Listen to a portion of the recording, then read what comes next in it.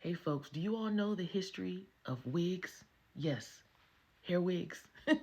With classes in session, you're going to be in for a big surprise. You men and women.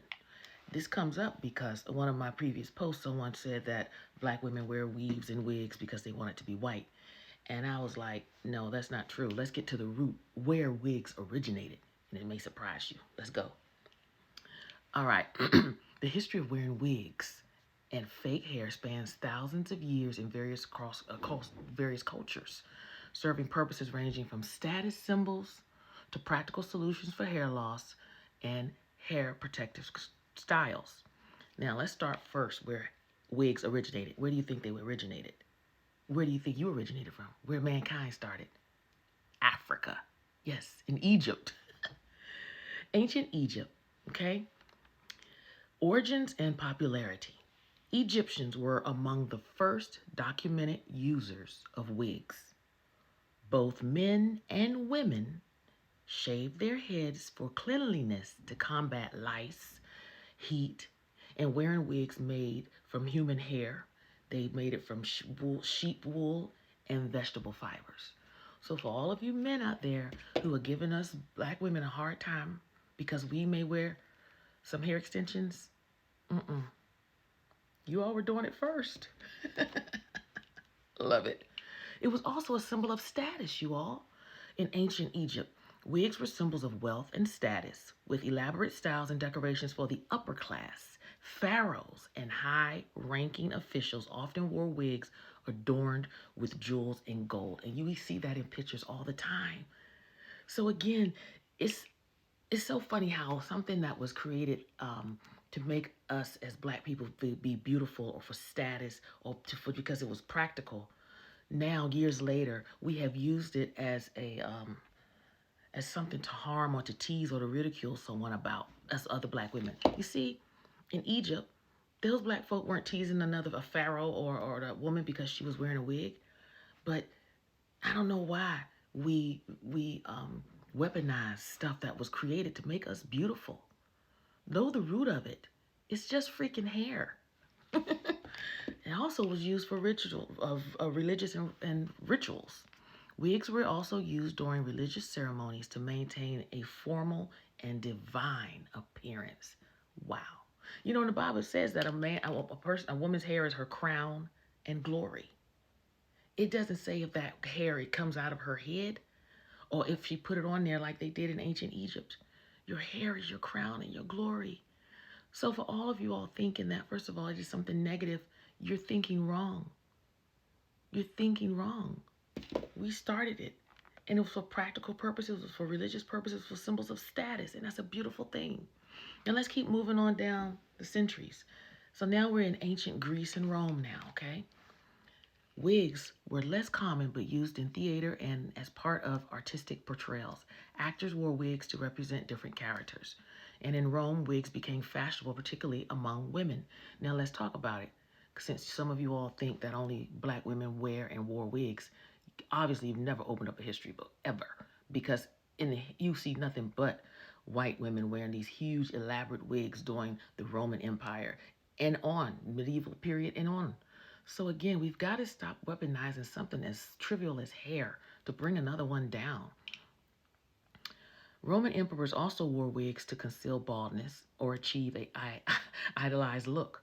I mean, y'all men been wearing toupees from the beginning of time. Stop playing with us. Let's keep moving down to medieval Europe. The decline now, and during this time, it was like around 500 to 1500 CE. There was a decline in the wig use. After the fall of Rome, the Roman Empire, wigs became less common in Europe as the church emphasized modesty and spirituality and simplicity, as the church always seems to do, right? And then there was a natural hair preference at that time. Styling your own hair over wigs was common, although hair pieces and some type of padding was also people used. Coming on down to the Renaissance and early Baroque. No, not Baroque. I'm thinking too fast. The Renaissance and early modern Europe. This is the 16th and 18th century, okay? There was a reemergence of wigs. During the Renaissance, you know, the word Renaissance, one of my favorite words, it means rebirth. And wigs regained their popularity during the Renaissance, especially among the royal and the elite.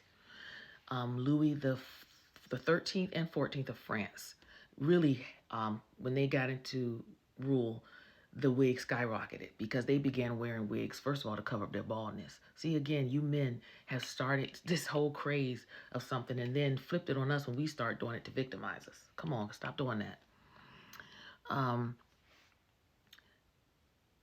oh, and then this is when King Louis the 14th, you start seeing some of those wigs that become like powdered. They look powdered and white. The King Louis the 14th brought that in, and people just started rocking it. Also, during the Renaissance and early modern Europe, they were symbols of wealth and authority. Wigs became a symbol of social status and power across Europe, with styles growing increasingly extravagant. Like you see these huge wigs, right?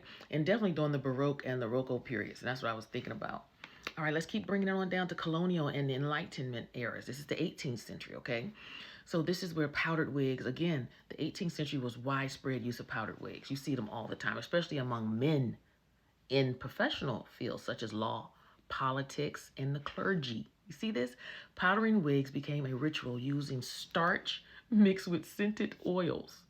Men, you all have been making these wigs and then you tease us for wearing them. You should be smacked upside your head. All right. They also, of course, let's see. Now, it was a decline in popularity. By the 18th century, wigs fell out of favor due to changing fashion and the French Revolution and the rejection of the aristocrats. So, people are like, we're not down with all these aristocrats. And so we're not going to start looking like they look. Now we're moving on down, y'all, to the 19th and 20th century. All right, so let's talk about the Victorian era. Wigs were less common, though hair pieces like chignons and extensions remained popular among women. In the theater, of course, wigs were always used extremely excessively for film, theater, operas, any type of character portrayal. And then everyday wigs. By the mid-20th century, wigs for everyday life gained popularity, often as a convenient styling option, or even sometimes, for medical purposes, Now, modern 21st century, this is us. First of all, we use it for fashion, y'all.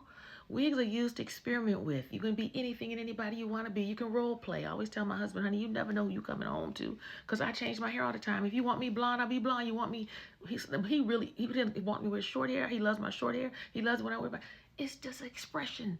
Some of y'all need to role play in your bedrooms. Spice it up. All right, some, of course, we know for medical purposes. Chemotherapy, alopecia, other skin conditions can cause your hair to fall out. And you may want to wear some hair. There's nothing wrong with it. Also, some wigs play a role in cultural practices, such as in Orthodox Judaism. When we're married women, they wear shitels, which are the wigs, because many times they shave their heads. And then for entertainment and drag purposes, the drag culture. Come on now. Those wigs, honey, they looking fabulous in drag queens, entertainers, and they're big and proud and don't care, honey. Okay. So there's a significance across cultures. As African Americans, we know that wigs have become a large part of our heritage from the beginning of time because they started in Egypt. But also we can braid our hair. We weave. In Egypt, of course, you see all the braids they wore and the wigs we talked about before. But even now, we rock it.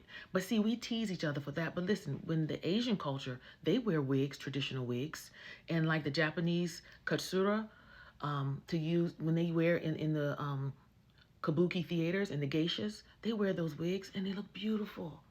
And so we have to stop teasing. It's just hair. It's just hair, y'all. And the funny thing is, we weaponize it because when white women, we even changed the names. When white women wear fake hair, you all call it extensions or clip-ins. But when black women wear the same exact hair, you all say it's a weave, fake hair. It's the same thing, y'all. Black folk, we got to stop weaponizing each other. But look, I'm going to keep this under 10 minutes. I want to thank you all for all just joining in my classes. And look, I want to specifically thank Eve for my coffee you bought me. I want to thank Sean Dion Kelly for my coffee. I want to thank Dawn for my coffee and Darlene. And I'm just so happy that you're learning something in these videos. So just keep watching if it's blessing you. And then, hey, if you want to buy sister some coffee, feel free. Go right ahead. Y'all be blessed. Talk to you soon. Bye.